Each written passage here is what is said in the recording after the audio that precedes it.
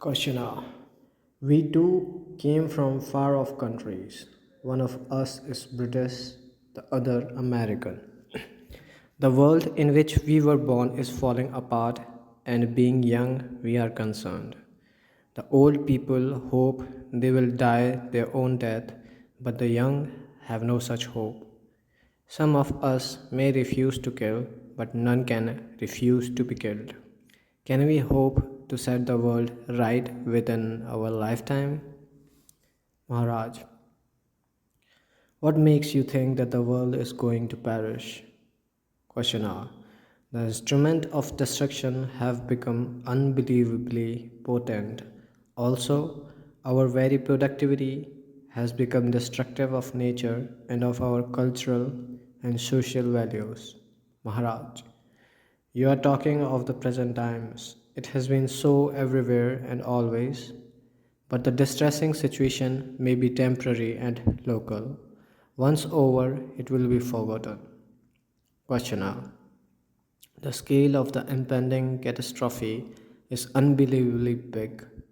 We live in the midst of an explosion. Maharaj. Each man suffers alone and dies alone. Numbers are irrelevant. There is as much death when a million die as when one perishes. Questioner. Nature kills by the millions, but this doesn't frighten me. There may be tragedy or mystery in it, but no cruelty. What horrifies me is man made suffering, destruction, and desolation.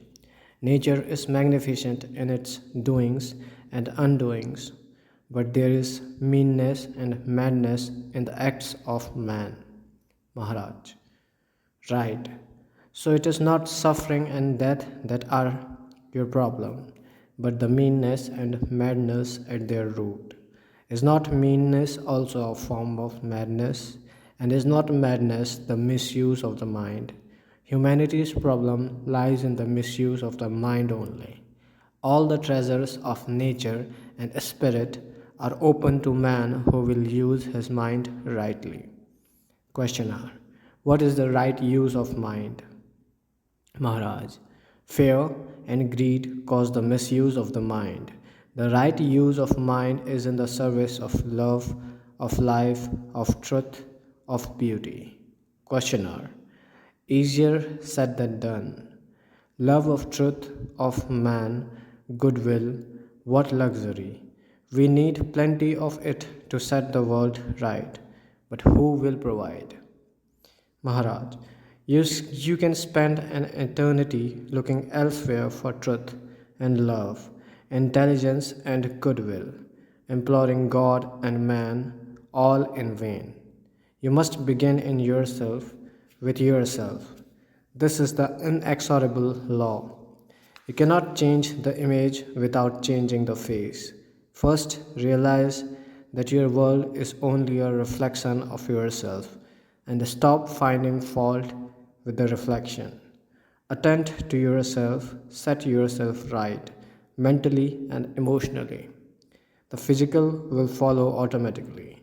You talk so much of reforms, economic, social, political. Leave alone the reforms and mind the reformer.